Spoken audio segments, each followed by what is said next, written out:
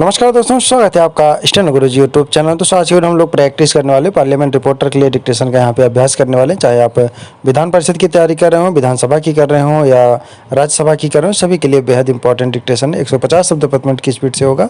सभी लोग मैटर को प्रैक्टिस करेंगे। डिक्टेशन को सुनना है, लिखना है, उसके बाद रीडिंग करना, देन ट्रांसक्राइब करना है। वीडियो पसंद आए तो वीडियो को लाइक कर देना। चैनल पर पहली बार आए तो सब्सक्राइब करके नोटिफिकेशन बेल ऑन रखना, जिससे इंपॉर्टेंट वीडियो आपसे मिस ना हो। इसके अलावा दोस्तों, अगर आप डेली डिक्टेशन चाहते हैं तो आप चाहें तो चैनल का मेंबरशिप ले सकते हैं या हमारे पेड ग्रुप को ज्वाइन कर सकते हैं। अधिक जानकारी के लिए आप हमें मेल कर सकते हैं। हमारी मेल ID है std4stenographer@gmail.com। तो ज़्यादा समय ना लेते, चलिए स्टार्ट करते हैं। रेडी, 5 सेकेंड,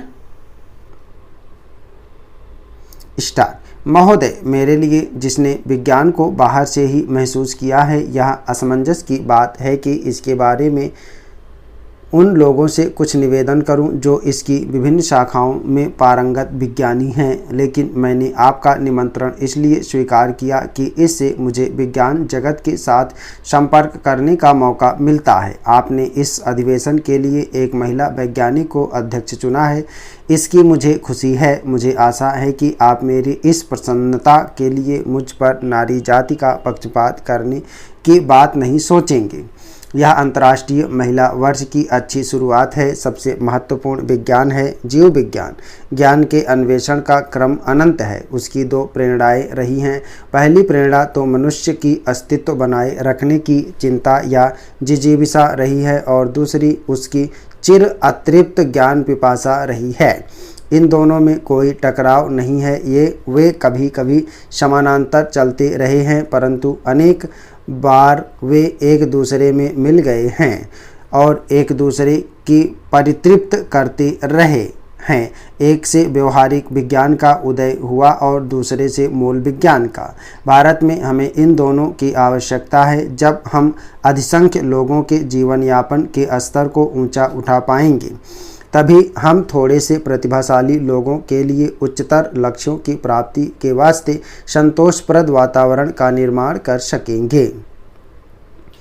आज विश्व में प्रबल विचार मंथन हो रहा है और मनोवृत्तियों पर प्रश्न चिन्ह लगाए जा रहे हैं। प्रगति के बावजूद आज के जीवन की तीव्रतर गति और प्रतिस्पर्धा के कारण मनुष्य के लिए अपने पड़ोसियों के साथ या अपने आप में शांति के साथ रह सकना कठिन हो रहा है और उसे अपने अस्तित्व की रक्षा के लिए संघर्ष करना पड़ रहा है। हालांकि यह एक भिन्न ढंग का और भिन्न स्तर का संघर्ष है। आज खतरा असभ्य एवं सबल आक्रांताओं की ओर से नहीं है, बल्कि उन पारिपार्श्विक प्रभावों से है जो मनुष्य ने अपने ही सुख साधनों को विकसित करने के क्रम में उत्पन्न किए हैं।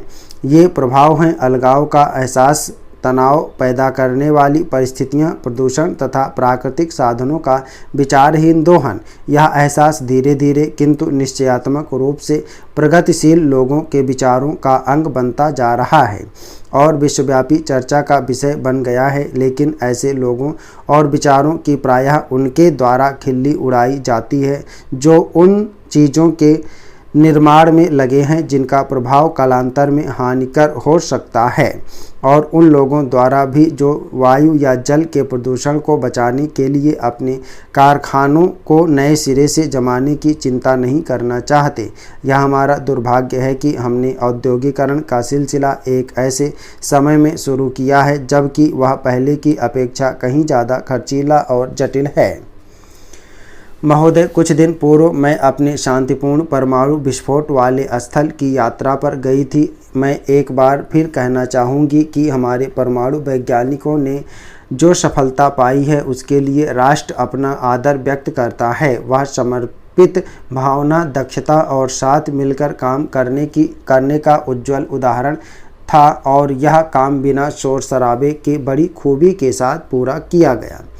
परमाणु ऊर्जा आयोग इसके निष्कर्षों की छानबीन कर रहा है और उसकी प्रारंभिक रिपोर्ट शीघ्र मिलने की आशा है। मुझे विश्वास है कि वैज्ञानिक समुदाय को देश की अपेक्षा और भी ज़्यादा प्रसन्न हुई है।